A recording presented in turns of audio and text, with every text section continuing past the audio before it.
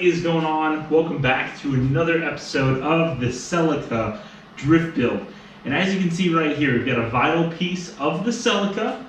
And this is what, the third time that we're now changing motors. I'm sure you guys didn't see that coming because I really didn't talk about the 20R. But I did end up selling the 20R. Someone gave me a very reasonable offer on it. And I decided that with my future goal of what I want to make, I decided it was better just to not invest any more money into the 20R or 22R. And instead I decided I wanted to do one of these, and I've been doing a lot of research on these. This right here, as I'm sure some of you probably already know, is a Mazda B6 out of an early Mazda Miata, or there's actually several other cars from the US that these motors were used in.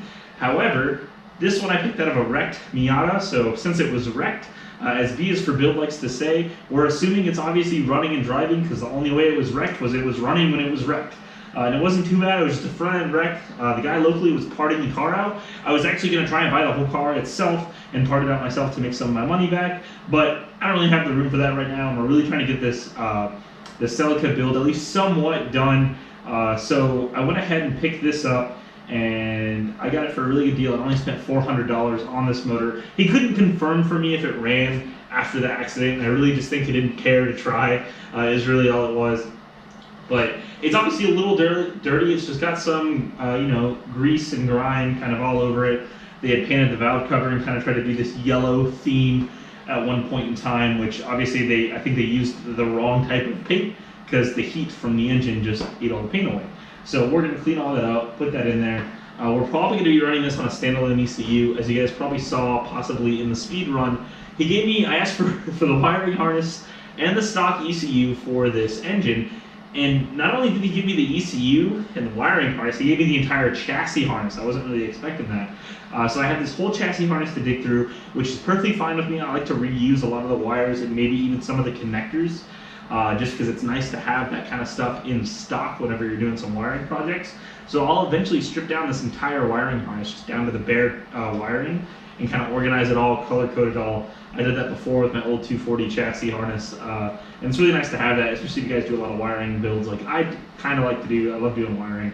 So really today though, we're just going to clean this thing up. I'm going to strip it down, get as much of the grime and grease and everything off of there as I can. Maybe even repaint the valve cover. It's a little cold right now, so repainting it may have to wait for a little bit. But really I'm going to try and see how long it takes for me to get this thing at least running. I want to see if it runs. That's the biggest thing. Just like the 20R, I just want to know that this thing runs and starts at least for 2 seconds. I just want to hear it start. I'm going to pull the pan off, probably just make sure there's no shavings or anything in there. I'd imagine there shouldn't be, because like I said, the car was running. It did have about 170, 180,000 miles on it, so it's a fairly high mileage motor, but these motors are known to last for a very long time. So essentially today we're just going to be cleaning it up. I'm going to be taking off everything that I need to take off. As you'll notice on this side that you guys can see very well, there's no exhaust manifold. It didn't come with one. They were running a long tube header exhaust manifold. They wanted a little bit more for that to come with the engine as well. I have no need for it. You can probably guess why, because we're slapping a turbo on this thing. We're going to do a 1.6 liter turbo build. We're going to shoot for a modest 250 horsepower. I think it's going to be more than enough for the Celica. I don't want anything astronomically crazy. Just one that's going to be reliable, make a fairly decent amount of horsepower. And the cool thing about these motors is they're already rear sump. So I really think I can drop this thing in the car and just make custom mounts for it, and that's about it. I shouldn't have to really do anything crazy to get this to fit. That's at least assuming. There's been a lot of people on the first gen Celica forums that have talked about doing this motor and saying this should be a really easy motor swap to do, and also it's fairly cheap. I think the hardest part is just going to be getting a custom drive shaft made, and that's just getting a custom drive shaft made. I've never done it before, but it's probably only going to be measuring as long as I measure everything correctly. We should easily be able to get one made for this. So like I said, I'm going to go ahead and get to it. We're just going to disassemble most of this, get it all cleaned up, and that's about it probably for this episode. Next episode, we'll probably be putting this in the car, making motor mounts, and seeing if we can get it to run. Or maybe I might even try to get it run outside of the car, just on the engine stand. Who knows? We'll see where we get to there. So make sure to stay tuned. Let's get to it.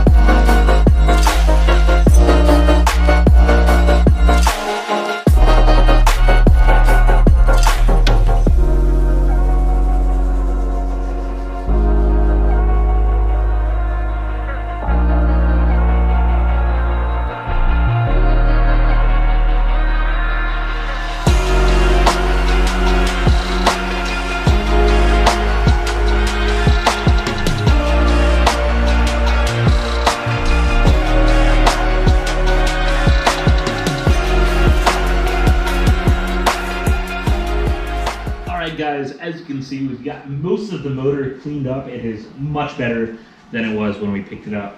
I've obviously got the front timing belt cover still off. The reason for that is the lower part of it was actually cracked and broken, so I'm going to replace that entirely. But I also have a new timing belt on the way. This one looks like it's in good condition and was replaced recently, which is a really good sign. But I want to go ahead and just replace it anyways for peace of mind. I've heard of these pulleys right here kind of failing, or the bearings, so I'm going to go ahead and get these replaced as well, along with the tensioners, make sure everything's brand new. And I did find that there was some coolant down at the bottom here that seems to have been seeping from the water pump, which seems to be very common on these motors, where it'll seep behind the cover, so you don't really notice it until you take off the cover. So I'm actually going to be replacing the water pump as well. So that's the one major thing that we need to get done, but I've got most of this completely clean. I mean, you can actually see the transmission. It's not completely black anymore like it was. It's actually looking really nice. Obviously, I'm going to paint the valve cover, but that's kind of like something I'm not worrying too much about right now, just because it's not that big of a deal. But I am going to go ahead and probably put this in the car and make motor mounts, but for now I'm happy with it. It's at least nice and clean. So again, sorry for changing up the engine on you guys, not once or twice, but the third time. This will be the final time. I've been doing a lot of research on these motors, and I think for my power goal and the reliability that I want, these are exactly the motor that I should get, because they're nice, they're compact, they should fit in the car fairly easily.